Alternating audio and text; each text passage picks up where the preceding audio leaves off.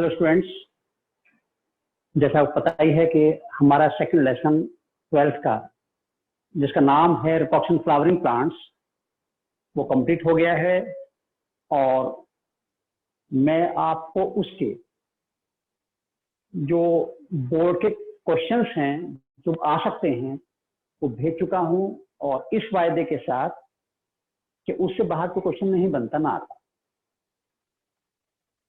साथ ही साथ मैंने भी कहा था जो आपके डाउट्स हैं वो आप पूछ लें, लेकिन बच्चों कहना है कि बहुत बड़ा डाउट हमें इसमें बोर्ड वाले बिल्कुल नहीं आया है। तो फिर हमारा अगला स्टेप क्या आता है कि हम जो नीट के क्वेश्चन डिस्कस करें, नीट लेवल के, नीट के लिए बात करें। तो अभी मैंने आपको नीट के क्वेश्चन भेजे तो नहीं है, लेकिन जो कुछ इंपॉर्टेंट क्वेश्चन है नीट के लिए बहुत इंपॉर्टेंट है, मैं उनको डिस्कस करूंगा आज। तो आज के लेक्चर में हमारा पूरे लेसन यूज जो होता है, जिसका मकसद लेसन पढ़ने के बाद हमारा एमसीक्यूज करने का होता है, हम उसकी बात करेंगे। ये वो क्वेश्चन डिस्कस कर रहे हैं जो बहुत बहुत इंपॉर्टेंट हैं और डायरेक्ट इन क्वेश्चन हमें आंसर नहीं मिलते, होते तो वही है जो आपको शीट मिली है, जो आप पढ़ाएगा वहीं पे आंसर है, लेकिन वो डायरेक्ट नहीं है। इसलिए बच्चों को कुछ प्रॉब्लम हो जाती है। तो हम one by one some important question discuss करने जा रहे हैं जो आपके एक सब्जेक्ट को, टॉपिक को और इम्प्रूव करने में हेल्प करेंगे। तो मैं लिखता रहूंगा बोर्ड पे और समझाता रहूंगा, उनका ऑप्शन भी दूंगा, आपको सोचना मौका दूंगा, फिर आपका जवाब क्या आ रहा है उसकी बात करूंगा और फिर उसको एक्सप्लेन करूंगा। तो मेरा पहला क्वेश्चन जो इंपॉर्टेंट है वो ये है, पहला क्वेश्चन आपको ये है, how many divisions are required. How many divisions, ये पहला क्वेश्चन है, डिविजन्स आर रिक्वायर्ड।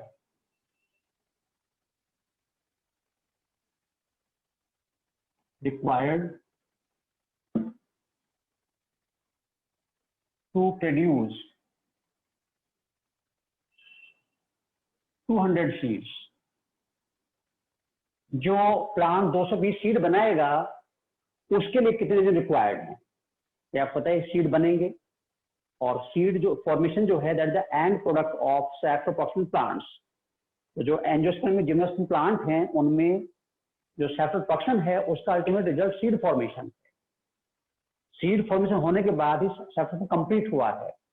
अब हमारा क्वेश्चन ये है कि how many divisions are required to produce 200 seeds, और आपके ऑप्शन है A 100 division, 100 division, B 200 division, C 250 division और डी है 400 डिविजन्स। तो अब क्वेश्चन भी आपके सामने है, आंसर भी आपके सामने है, बस आपको ये बताना है कि इसमें से आंसर कौन सा है, परफेक्ट आंसर कौन सा है।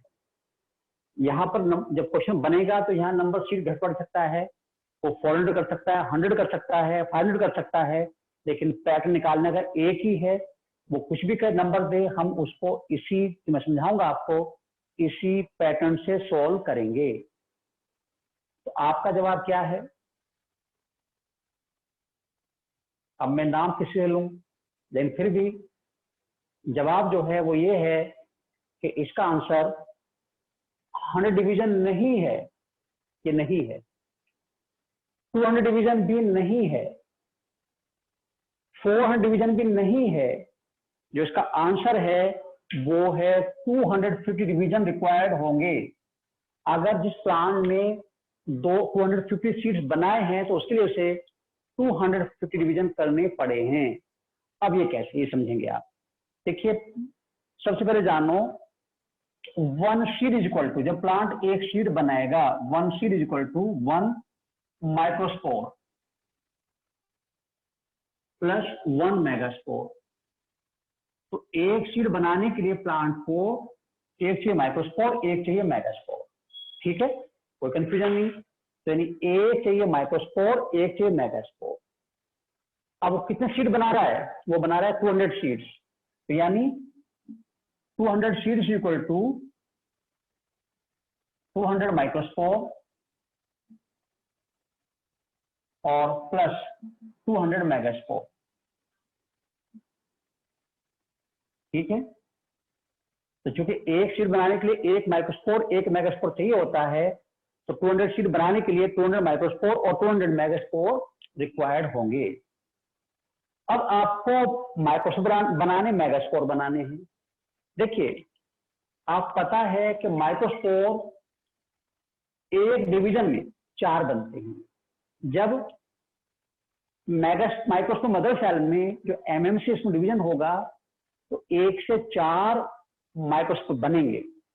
तो आपको ये दिखाने कितने डिवीजन होंगे, हमेशा याद रखो, नंबर ऑफ डिवीजन या नंबर ऑफ मदर सेल निकालने के लिए जो जितना भी नंबर है माइक्रोस्पोर अपॉन 4 कर दो, तो 50 डिवीजन होंगे। और ये भी हम कहते हैं 50 मदर सेल यूज हुई हैं, क्योंकि 1 4 बनते हैं। तो 200 बनाने के लिए 50 डिवीजन हुए हैं। तो 50 डिवीजन तो ये हो गए। और मेगास्पोर भले 4 बनते हो एक डिवीजन से, लेकिन एक ही रह जाता है, 3 खत्म हो जाते हैं। और यहां हम क्या करें, 200 अपॉन 1 ही करेंगे, क्योंकि एक डिवीजन से हमें एक ही मिलेगा, तो डिवीजन 200 हुए। तो माइक्रोस्पोर के डिवीजन निकालने के लिए आपको नंबर ऑफ माइक्रोस्पोर अपॉन 4 कर दो, और मेगास्पोर डिवीजन निकालने के लिए नंबर ऑफ मेगास्पोर अपॉन 1 कर दो। तो यानी एक डिवीजन में एक ही बनेगा। तो 50 डिवीजन तो यहां पर हुए और 200 डिवीजन यहां पर हुए, और कितना हो गए, 250 डिवीजन। तो टोटल डिवीजन कितने, 250 डिवीजन हो गए।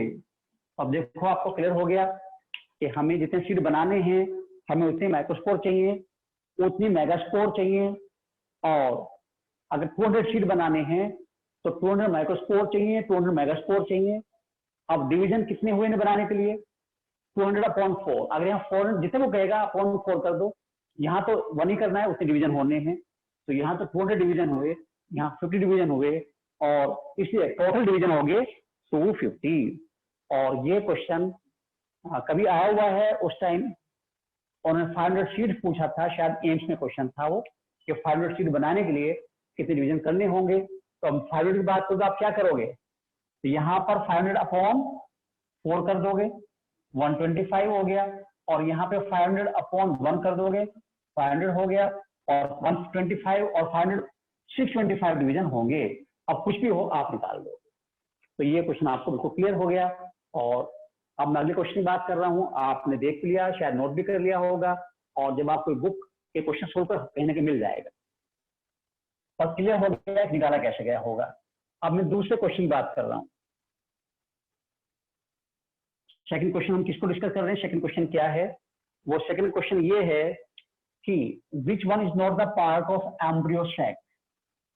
क्वेश्चन नंबर 2 है, which one is not the part of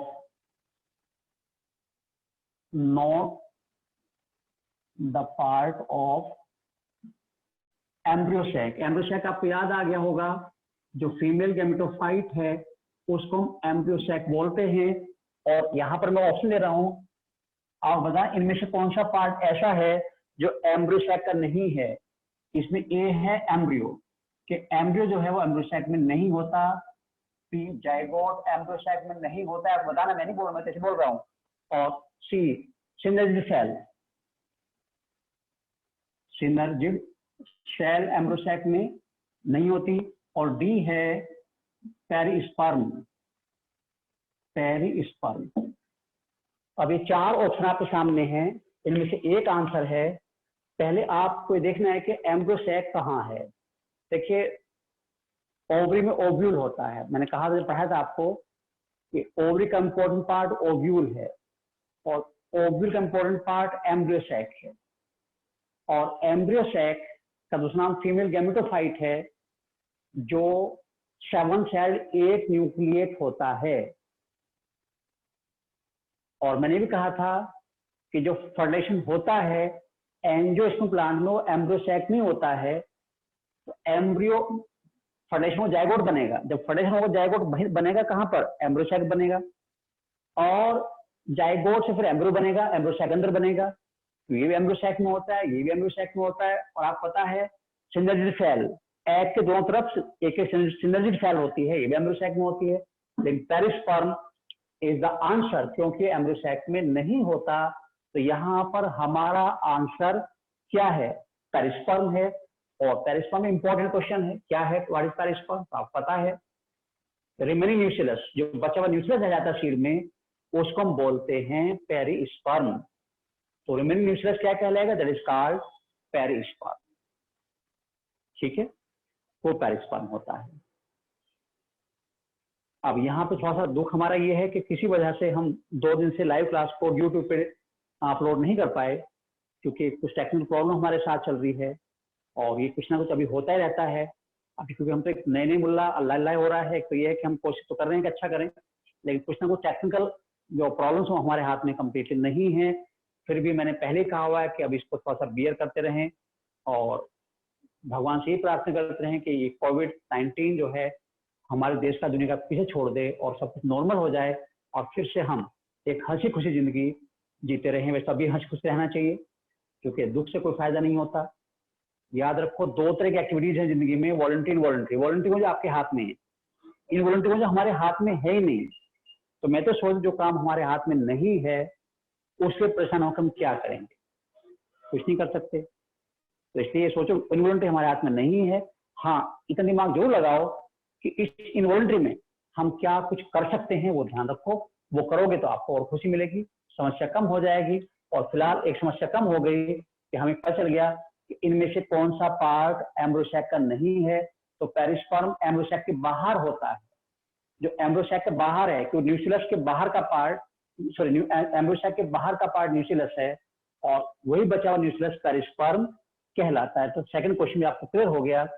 अब हम थर्ड क्वेश्चन करेंगे, जो भी इंपॉर्टेंट है। ये सारे क्वेश्चन डिस्कशन इंपॉर्टेंट चल रहा है और ये लेसन पढ़ने के बाद क्वेश्चन डिस्कस करना बहुत इंपॉर्टेंट है। इनमें से कुछ क्वेश्चन बच्चों के भेजे हुए हैं, ताकि मैंने कहा था मैं डिस्कस करूं, क्लास सबको फायदा हो जाएगा। और अब थर्ड क्वेश्चन बात कर रहा हूं मैं, इन ए ब्रीडिंग एक्सपेरिमेंट। बहुत अच्छा क्वेश्चन है, question number third. In a breeding experiment, जो हम खुद कर रहे हैं, एक्सपेरिमेंट हम खुद कर रहे हैं। इन ए ब्रीडिंग एक्सपेरिमेंट, जो ब्रीडिंग एक्सपेरिमेंट है उसमें मेल प्लांट इज डिप्लॉयड। जो मेल प्लांट डिप्लॉयड है, मेल प्लांट इज डिप्लॉयड। ठीक है, मेल प्लांट क्या डिप्लॉयड है, 2n है। And female plant is tetraploid. And female plant is tetraploid. वो 4n है, उसमें क्रोमोसोम से 4 सेट हैं, टेट्राप्लॉयड। ये प्लॉयडी आपको ज्यादा क्लियर होगी जाके जेनेटिक्स में, वहां पढ़ेंगे हम प्लॉयडी के बाद। तो फीमेल प्लांट टेट्राप्लॉयड है। अब वो पूछ रहा है, found out the ploidy of embryo. Embryo की प्लॉयडी क्या होगी, found out ploidy of embryo. Embryo की प्लॉयडी क्या होगी, उसमें क्रोमो कितने सेट होंगे। तो हमें एम्ब्रियो में जाना है। क्वेश्चन एम्ब्रियो के साथ साथ एंडोस्पर्म करके भी आ सकता है कि एंडोस्पर्म क्या होगी। तो आपके ऑप्शन डिप्लॉयड, ए डिप्लॉयड होगी, वो डिप्लॉयड होगा, एम्ब्रियो डिप्लॉयड होगा। बी वो टेट्राप्लॉयड होगा, टेट्राप्लॉयड होगा। सी ट्राइप्लॉयड होगा और डी पेंटाप्लॉयड होगा। पेंटाप्लॉयड, 5 सेट होंगे पेंटाप्लॉयड। एक अच्छा क्वेश्चन आपके सामने है, जिसको आपको पहले पढ़ना है और फिर जल्दी नहीं करनी, थोड़ा सोचना है। तो एम्ब्रियो हम बना रहे हैं, ठीक है, एम्ब्रियो की हम बात कर रहे हैं। तो अब वो पूछा कि हमने जो प्लांट लिया है उसमें मेल तो डिप्लॉयड 2n है, और जो फीमेल प्लांट है वो टेट्राप्लॉयड है, 4n है। तो एम्ब्रियो बनेगा उन दोनों के प्लांट के कॉम्बिनेशन से, वो डिप्लॉयड होगा, टेट्राप्लॉयड होगा, ट्राइप्लॉयड होगा या पेंटाप्लॉयड होगा, ये आपको बताना है। और जवाब क्या है ये आपको सोचने पहले क्या समझ में आ रहा है। देखो, इस कैसे निकालेंगे, याद रखो हमेशा पहले गैमेट बनाओ। पहले क्या बने, गैमेट्स, और फिर गैमेट को फ्यूज कर दो। गैमेट मिलके जाइगोट बनेगा, जाइगोट से एम्ब्रियो बनेगा। तो हमेशा याद रखो गैमेट जो है वो बनता है मियोसिस से। तो अब जो मेल गैमेट है, मैं आंसर समझा रहा हूं आपको, जो मेल गैमेट है वो 2n है, डिप्लॉयड है, तो मेल गैमेट क्या n बनेगा, हमेशा नंबर ऑफ आधा हो जाए, 2n का n हो जाएगा, क्योंकि गैमेट मियोसिस डिवीजन से बनते हैं और मियोसिस डिवीजन प्लॉइडी हमेशा आधी हो जाती है, वो डिप्लॉयड का हैप्लॉइड हो जाएगा, n हो जाएगा, ठीक है। फीमेल प्लांट टेट्राप्लॉइड है, 4n है, तो फीमेल गैमेट क्या 2n हो जाएगा, फीमेल गैमेट 2n होगा। अब कर दो फर्टिलाइजेशन, 2n और n और 2n 3n हो गया जी। जाइगोट जो है 3n होगा और जाइगोट से एम्ब्रियो बनना है तो ट्राइप्लॉइडी होगी, तो आंसर क्या है, ट्राइप्लॉइड होगा, क्योंकि मेल गैमेट तो हैप्लॉइड बनेगा जैसे और प्लांट में बनता है। भाई आप जब गैमेट देखते हो n होते हैं, जाइगोट 2n हो गया, 2n से एम्ब्रियो बन गया, 2n एम्ब्रियो बन गया। यहाँ पे उन्होंने क्या किया, यहाँ पे फीमेल प्लांट को टेट्राप्लॉइड कर दिया, तो गैमेट उसका डिप्लॉयड होगा। गैमेट हमेशा जो प्लॉइडी है प्लांट की उसका हाफ होती है, तो बाई चांस 4n है तो प्लॉइडी क्या होगी उसकी 2n हो गई, सॉरी उसका गैमेट क्या 2n हो गया, तो यहाँ गैमेट 2n होगा female gamete, male gamete normal 2n होगा, और जब फर्टिलाइजेशन होगा तो n और 2n मिलके 3n होगा, तो आंसर आपका ट्राइप्लॉइडी हो गया। अब बताओ किसी कोई दिक्कत है इसमें, मुझे लगता है दिक्कत नहीं होनी चाहिए और ना दिक्कत आपको है। अब इसके बाद अगले क्वेश्चन की बात करेंगे, वो भी इंपॉर्टेंट है और ये एंडोस्पर्म के लिए है। मैं उन क्वेश्चन की बात कर रहा हूं जो अक्सर बच्चे कंफ्यूज रहते हैं और इनमें उनको डाउट आता है, जो बाकी क्वेश्चन तो आप लपेट दोगे, आप क्लियर हैं कि वहां से वो करना है, पेरिस्टम क्या है, ये क्या है, पार्थोजेनेसिस क्या है, पार्थन कार्पी क्या है, आप मिक्सिंग तो कर लोगे आप, तो इनमें दिक्कत आती है, उन्हीं क्वेश्चन में बात कर रहा हूं। अब हम next question discuss 4 question discuss करेंगे और मैं पहले लिखूंगा और फिर आप अपने आप उसे दिमाग लगाएंगे और फिर मैं उसका एक्सप्लेन करूंगा, और उसके बाद एक्शन करने के बाद आप क्लियर हो जाएगा कि आप सही थे या गलत थे। क्वेश्चन नंबर 4 क्या कहता है, if in the root of a plant, if in the root of a plant, जो एक प्लांट की रूट है उसमें 32 क्रोमोसोम है, plant in the root of plant 32 chromosomes are present, root में 32 क्रोमोसोम है, ठीक है। अब वो कह रहा है find out number of chromosome it's endosperm, find out number of chromosome in its endosperm, in its, जो इस प्लांट में एंडोस्पर्म बनेगा उस एंडोस्पर्म में कितने क्रोमोसोम होंगे, और ऑप्शन है ए 16 होंगे, बी 32 होंगे, सी 48 होंगे और डी 64 होंगे। तो पहले एक मिनट आप दिमाग लगाओ कि कौन सा आंसर आपका आ रहा है। तो पहले मैंने बताया कि रूट में 32 क्रोमोसोम है, रूट है 32 क्रोमोसोम, तो फिर आपको बताना है कि उसके जो एंडोस्पर्म बनेगा उस प्लांट में, उसमें कितने क्रोमोसोम होंगे, 16 होंगे, 32 होंगे या 48 होंगे या 64 होंगे। तो जवाब आपका क्या आया, बोलें। चलिए खैर, जवाब आपका जो भी है मैं एक्सप्लेन कर दूं, तो मुझे सबको ही समझाना है, कुछ का जवाब आ गया है लेकिन सबको मुझे समझाना है, तो जिनका नहीं है उनको भी समझना है। अब देखो, याद रखो, रूट, स्टेम और लीव्स डिप्लॉयड होते हैं, रूट हो, स्टेम और लीव्स हो, ऑल आर, जो भी सोमेटिक, रूट, स्टेम और लीव्स, ये सब 2n होती हैं, डिप्लॉयड होती हैं, 2n होती हैं। क्या होते हैं 2n, तो दीज आर 2n, ठीक। और एंडोस्पर्म 3n होता है, एंडोस्पर्म इज 3n। अब आप 2n है तो पहला नंबर निकालो n, 32 2n है, 32 क्या है 2n है, तो इसको आप 2 से करोगे, डिवाइड करोगे तो 2n का क्या हो जाएगा n आ जाएगा। 16 जो है वो n नंबर है, 32 2n नंबर है और उसका n नंबर 16 आ गया 16। तो आपको चल गया कि अगर रूट में 32 क्रोमोसोम है तो उस प्लांट में जो n नंबर हैप्लॉइड गैमेट्स जो हैं वो 16 क्रोमोसोम वाले होंगे और एंडोसोम 3n है तो 16n है और 3n बनाना है आपको तो 48 नंबर आ जाएगा। तो जवाब आपका होगा C। तो अगर रूट में या स्टेम में या लीव्स में किसी प्लांट के 32 क्रोमोसोम हैं तो जो उसका एंडोस्पर्म होगा उसमें नंबर ऑफ क्रोमोसोम 48 होगा। जिनका नहीं निकाल पाया था उनको क्लियर हो गया कि हम कैसे निकालते हैं। तो ये सब चीजें ये हैं कि अगर क्लास के बाद भी एक बार इनको आप देखेंगे you will get too much benefit.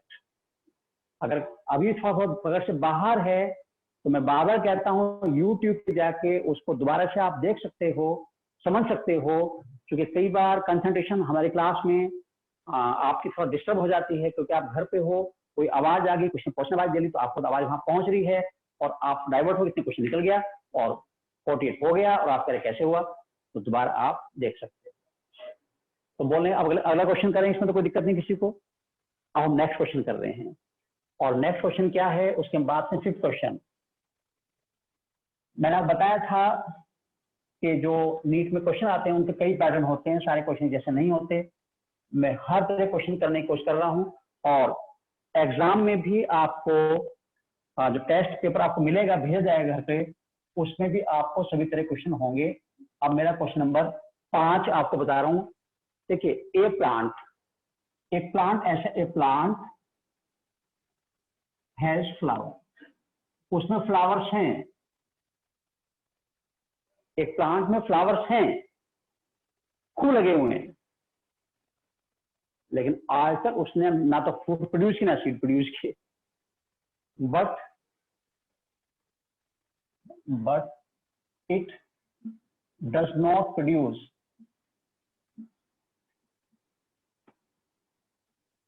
Fruits and seeds. Fruits and seed, लेकिन ये फ्रूट और सीड नहीं बना पा रहा, बनाया नहीं आज तक इसने। बिकॉज ऐसा क्यों हो रहा है? क्या आपको लगेगा कि भाई फ्लावर भी लगे हुए हैं और वो प्लांट फ्रूट्स और सीड भी नहीं बनाता? तो इसका रीजन क्या हो सकता है? मैं आपको ऑप्शन दे रहा हूं और उनमें से एक ऑप्शन आपका आंसर होगा। कितना अच्छा एग्जाम है, क्वेश्चन दिया हुआ है, साथ में आंसर दे रखा है, बस 4 में से एक हमें देखना होता है। 4 में से एक आंसर, कितना नजदीक होता है। देखिए एग्जाम, कि ऐसे एग्जाम कम ही होते हैं जिनमें आंसर भी दिया होता है, बस हमें देखना आंसर ये है। और देखने के लिए, उसे पकड़ने के लिए इतना सब कुछ करना पड़ता है आपको। क्लास कई बार करनी पड़ती है, बहुत क्वेश्चन लगाने पड़ते, समझना पड़ता, तब जाके वो हम पकड़ में आता है कि भैया आंसर ये है। तो इसका ऑप्शन क्या क्या है? ऐसा क्यों है कि प्लांट में फ्लावर्स हैं और वो फ्रूट्स और सीड प्रोड्यूस नहीं करता? ए ऑप्शन है plant is dioecious. Plant dioecious है। प्लांट कैसा है? डायोसियस है, but has only pistillate flower, but has only pistillate flower, उसमें केवल पिस्टिलेट फ्लावर है। ठीक है, पिस्टिलेट माने जिनमें पिस्टिल होता है, फीमेल रिप्रोडक्टिव ऑर्गन होता है, और वो इसलिए एक तो ये हुआ ऑप्शन आपका कि प्लांट डायोसियस है, यानी मेल फीमेल अलग है, और फ्लावर जो फ्लावर लगे हुए हैं वो कल पिस्टिलेट हैं, ये पांचों स्टेमेट और पिस्टिलेट। दूसरा ऑप्शन क्या है? दूसरे ऑप्शन में ये है कि plant is monoecious. Plant is monoecious. Plant monoecious है, उसमें मेल और फीमेल दोनों सेक्स ऑर्गन मौजूद हैं, इसलिए वो फ्लावर नहीं बना रहा। और सी ऑप्शन क्या है? सी ऑप्शन ये है कि plant is dioecious.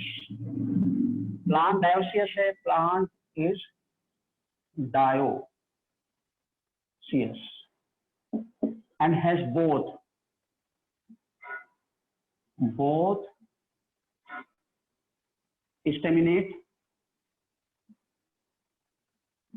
And pistillate flower.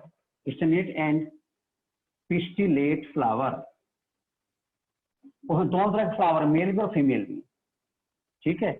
और डी ऑप्शन क्या है कि plant is dioecious, plant dioecious है एंड हैज ओनली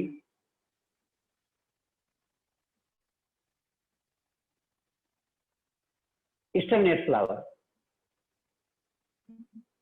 अब इन चार ऑप्शन आपको अपना ऑप्शन बताना है कि उसका रीजन ये है, इनमें से चार ये क्वेश्चन है, उसके ऑप्शन ये है और इन चार में से एक आंसर है और वो आंसर लॉजिकल होना चाहिए, नहीं कि भाई ऐसे कहते हैं। आप देखो कि ऐसा कहाँ पॉसिबल है कि फ्लावर भी हैं और फिर भी फ्रूट्स और सीड्स नहीं बन रहे हैं, तो उसका रीजन क्या है। अब मैं एक्सप्लेन करूं, जल्दी कर रहा हूं, तो ज्यादा क्वेश्चन होने चाहिए।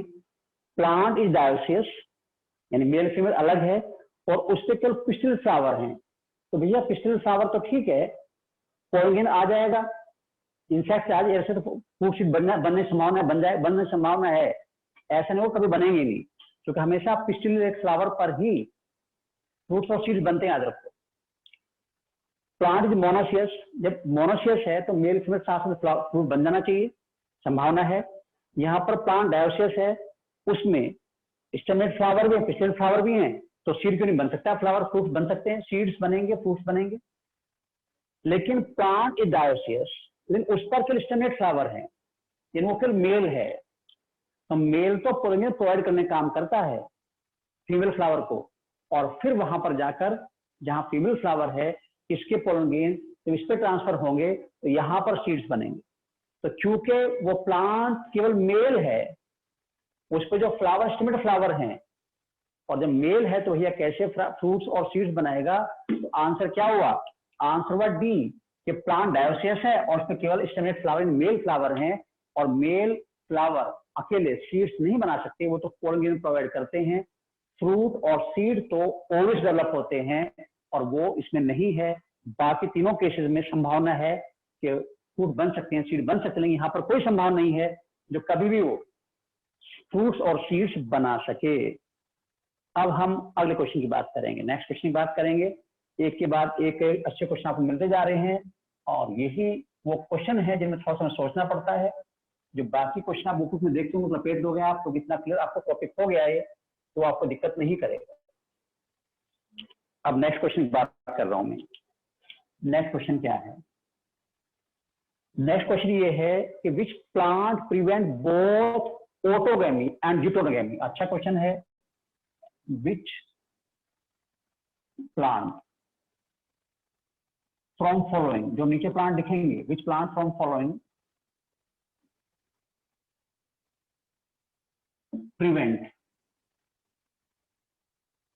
prevents both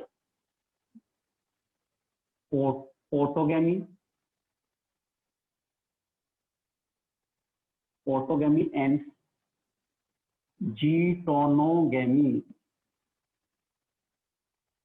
ऐसा प्लांट कौन सा होगा, जो मैं ऑप्शन लिखूंगा, जिसमें ना तो ऑटोगैमी ना जिटोनोगैमी होगी। अब उनके ऑप्शन आपके हैं, क्या क्या ऑप्शन है। पहला ऑप्शन है monoecious plant bearing unisexual flower, monoecious plant bearing, plant monoecious है, bearing only pistillate flower, sorry monoecious plant bearing only unisexual flower, monoecious plant only bearing unisexual flower. उस पर जो फ्लावर हैं वो या तो मेल या फीमेल है ना। अब दूसरा क्या है, दूसरा ऑप्शन क्या है इसमें कि dioecious plant bearing only male and female flower, dioecious plant only bearing male और फीमेल, बियरिंग ओनली मेल और फीमेल फ्लावर। प्लांट डायोसियस है, उस पर तो मेल फ्लावर है या फीमेल फ्लावर है। यहाँ पर क्या प्लांट मोनोसियस है और उस पर यूनिसेक्सुअल फ्लावर, ठीक है, यूनिसेक्सुअल फ्लावर है। अब दूसरा क्या है, सी, सी ऑप्शन हम आपको दे रहे हैं प्लांट विद बाइसेक्सुअल फ्लावर।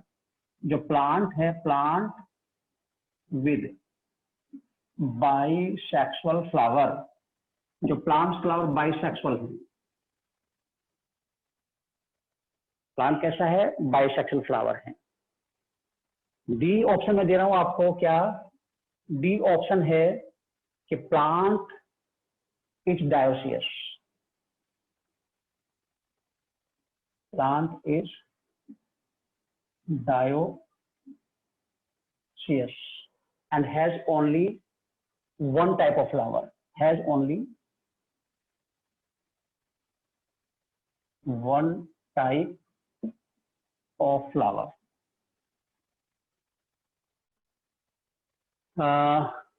अभी 4 ऑप्शन दिए हैं आपको। पहला है, देखिए, ऑटोगैमी मतलब होता है, ऑटोगैमी मतलब होता है सेल्फ पॉलिनेशन। वो तब होगा जब दोनों सेक्स ऑर्गन एक ही प्लांट में, याद रखो, एक ही प्लांट में, ठीक है। अगर एक ही फ्लावर में मेल और फीमेल सेक्स ऑर्गन हैं तो ऑटोगैमी होगी। अगर वो एक में नहीं है तो ऑटोगैमी नहीं होगी। ड्यूटेरोगैमी मतलब क्या होता है कि प्लांट एक ही, उसके 2 फ्लावर के बीच में, उसके 2 फ्लावर के बीच में क्या होगा, मैं यहां पर थोड़ा सा एंड कर रहा हूं, यहां पर आंसर एकदम क्लियर हो जाएगा। ड्यूटेरोगैमी में क्या है कि एक ही प्लांट के 2 फ्लावर के बीच में पॉलिनेशन होता है। अब इनमें देखो आप कि आपका आंसर क्या आ रहा है।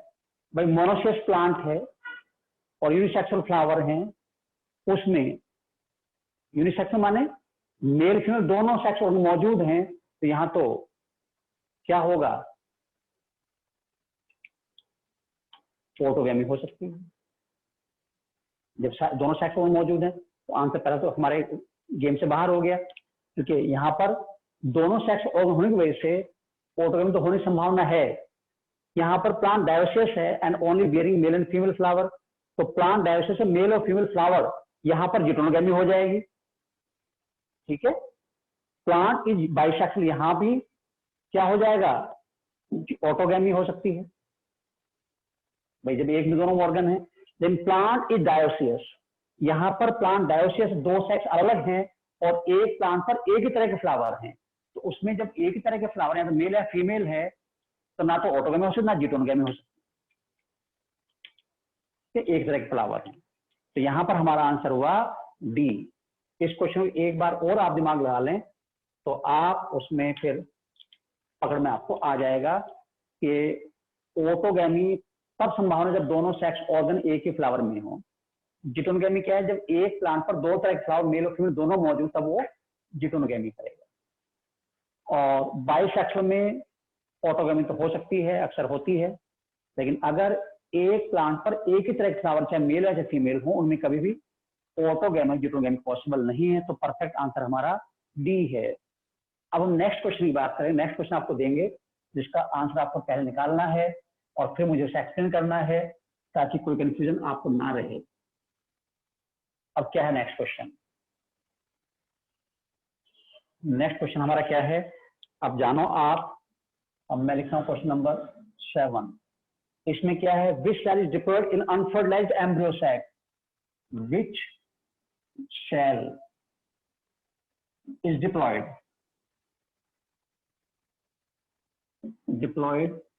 in unfertilized, अभी फर्टिलाइजेशन नहीं हुआ है, अनफर्टिलाइज्ड एम्ब्रियो सैक, जो एम्ब्रियो सैक है अनफर्टिलाइज्ड है, उसकी कौन सी सेल डिप्लॉयड होती है।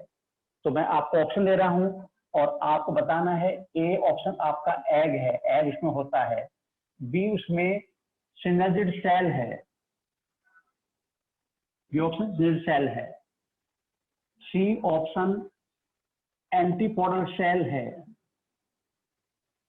Antipodal cell. और डी ऑप्शन आपका है नो सेल इज डिप्लॉयड, यानी उसको यहां पे थोड़ा सा रेंज से बाहर हो जाएगा। D, no cell is diploid. और अब आपका आंसर आ चुका कि क्वेश्चन टिपिकल नहीं है ये, इसको ये अक्सर पकड़ में आ जाता है और फिर भी जवाब हमें चाहिए। तो अनफर्टिलाइज्ड एम्ब्रियो सैक है, उसमें कौन सा डिप्लॉइड कौन सा हैप्लॉइड है ये आपको बताना है। और जवाब हुआ इसका नो सेल इज डिप्लॉइड, यानी अनफर्टिलाइज्ड एम्ब्रियो सैक में कोई भी डिप्लॉइड सेल नहीं होती, उसमें एग होता है, हैप्लॉइड होता है, एन होता है, ये भी एन होती है, ये भी एन होती है, उसमें दो पूरे न्यूक्लियाई हैं वो भी एन एन है।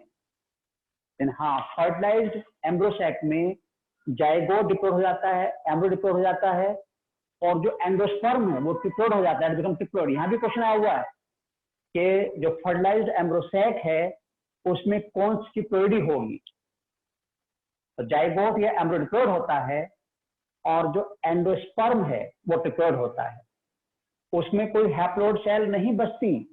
After fertilization no haploid cell can be seen in the embryo sac. तो ये फर्टिलाइजेशन पहले फर्टिलाइजेशन बाद में अंतर होता है। फर्टिलाइजेशन बाद वाला क्वेश्चन आ चुका और मैंने फर्टिलाइजेशन पहले वाला बना दिया, क्योंकि वो तो रिपीट होने की संभावना कम होती है, पर उसके आसपास क्वेश्चन बनते हैं। और जवाब हो गया कि अनफर्टिलाइज्ड एम्ब्रियो सैक में कोई भी डिप्लॉइड सेल नहीं होती। अब हम अगले क्वेश्चन की बात करेंगे। आपको पता है कि नीट में कई सारे क्वेश्चन मैचिंग के आते हैं, कई सारे क्वेश्चंस आते हैं कि how many number is the correct और incorrect statement in the question. वो 5 से स्टेटमेंट देते हैं, उन्हें पूछते कौन से करेक्ट है कौन से इनकरेक्ट हैं। तो एक क्वेश्चन मैं आपको मैचिंग का दे रहा हूं, मैचिंग वाले क्वेश्चन में तो कई सारे क्वेश्चन एक साथ कवर हो जाते हैं, तो मैचिंग का क्वेश्चन है। Match column first with column second, match column first with column second. अब ये कॉलम फर्स्ट है और ये कॉलम सेकंड है, ठीक है। यहां पर मैं लिखा है 1 और इसमें लिखा मैंने पेरिस्पर्म, फिर सेकंड लिखा, इसमें मैंने लिखा है स्कूटेलम, फिर थर्ड में लिखा है क्या एक्साइन, और फोर्थ में लिखा है कोमलिना, और यहां पर आपका ऑप्शन है क्या टी।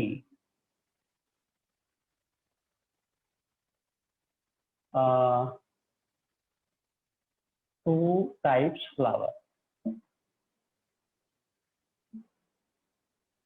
यहां पर क्यू में लिखा है क्या रिमेनिंग, नहीं परसिस्टेंट, परसिस्टेंट न्यूसिलस। फिर आर लिखा हूं मैं स्पोरोपोलिन, ठीक है। अब मैं ऐसे लिख रहा हूं क्या आर लिख रहा हूं मैं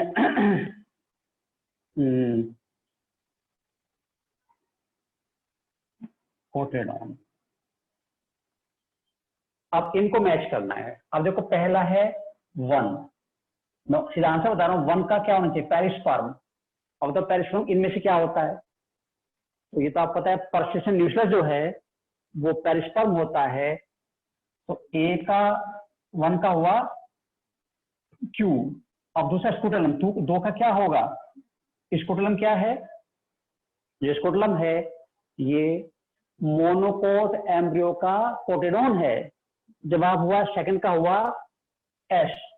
और अब थर्ड की बात करें एक्साइन, बनी स्पोरोपोलिन की, थर्ड का हुआ आर, और फोर्थ है कोमलिना। और फोर्थ का पता ही है इसमें 2 तरह के फ्लावर होते हैं, कोमलिना वियोला और जैसे 2 तरह फ्लावर बनाता है, जो क्रिस्टोगैमस होते हैं और कैस्मोगैमस होते हैं। तो इसका हो गया पी। तो ये करेक्ट आंसर हुआ। फर्स्ट का क्यू है, 2 का एस है, 3 का आर है और 4 का पी है। तो एक क्वेश्चन ऐसे भी आता है जिसमें वो दो तरह के साइड ऑप्शन देते हैं हमें और उनको हमें आपस में मिलाना होता है जो उसका करेक्ट फॉर्म है। अब मैं नेक्स्ट क्वेश्चन की बात करूँ तो आपको थोड़ा सिंपल लग रहा होगा क्योंकि, लेकिन फिर भी हमें प्रैक्टिस होनी चाहिए मैचिंग की। अब नेक्स्ट क्वेश्चन बात कर रहा हूं मैं। अब देखिए, आपको याद है artificial hybridization. Artificial hybridization arrange the sequence of, question number 9 में बात कर रहा हूं, arrange the sequence of artificial hybridization. Arrange the sequence of artificial hybridization। ठीक है, और सीक्वेंस क्या है? फर्स्ट है रीबैगिंग, सेकंड है डस्टिंग, थर्ड है इमैस्कुलेशन, थर्ड क्या है? इमैस्कुलेशन, फोर्थ है बैगिंग। बैगिंग। अब इनको अरेंज करना है। ऑप्शन ए है, बी है, सी है, डी है, ये सब में आगे पीछे दिए होंगे चार ऑप्शन में। लेकिन जो परफेक्ट सीक्वेंस आप मुझे बना के दिखा दें, क्या आपको परफेक्ट सीक्वेंस में आनी चाहिए वो आप बताओ मुझे। देखिए, वैसे तो सबसे पहले सिलेक्शन पेरेंट्स करते हैं, दो पेरेंट्स सेलेक्ट करते हैं, तो वो स्टेप इसमें नहीं है, उसके आगे से शुरू करना है। उसके बाद हम करेंगे थर्ड, लेकर आएंगे थर्ड इमैस्कुलेशन। उसके बाद आपने इमैस्कुलेशन कर दिया, फिर आप बैगिंग करोगे, फिर आएगा फोर्थ, बैगिंग करोगे, फिर डस्टिंग करोगे, पोलेंगे, बिखेरोगे लाके उसके ऊपर, यानी फिर आएगा सेकंड, और बाद में फिर कर दोगे आप बैगिंग। तो ये सीक्वेंस है। पहले थर्ड करते हैं, पहले हम क्या करेंगे? इमैस्कुलेशन करेंगे, इमैस्कुलेशन के बाद हम बैगिंग करेंगे, बैगिंग और डस्टिंग करेंगे, और डस्टिंग के बाद हम करेंगे रीबैगिंग। तो ये करेक्ट सीक्वेंस उसकी होती है। ठीक है, अब मैं नेक्स्ट क्वेश्चन की बात कर रहा हूँ। सारे क्वेश्चन अच्छे हैं और important for NEET point of view है, और ऐसे हम लेसन के बाद बोर्ड के भी और नीट के क्वेश्चन डिस्कस करते रहेंगे। बाकी क्वेश्चन आप करेंगे और उसमें भी आप डाउट हमसे पूछोगे। अब एक क्वेश्चन है भाई, if in A plant, if in A plant, एक प्लांट है, उसमें जो माइक्रोस्पोर इसने प्लांट इन माइक्रोस्पोरेंजियम, आपको याद है कि microsporangium, in microsporangium there is no tapetum, is no tapetum, tapetum बन नहीं पाया किसी वजह से, then what will happen? तो क्या होगा अगर tapetum नहीं बना? what will happen? उससे क्या होगा? A,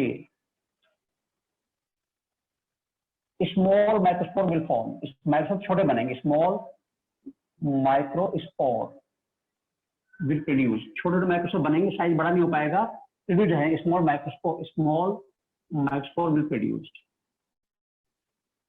तो ये है। बी है normal microspore will produce, normal बनेंगे, कोई फर्क नहीं पड़ेगा, टैपेटम हो या ना हो उससे फर्क नहीं पड़ेगा, microspore will produced. C, no microspore formation, micro बनेंगे नहीं कह रहा है, no microspore formation, microspore formation नहीं होगी।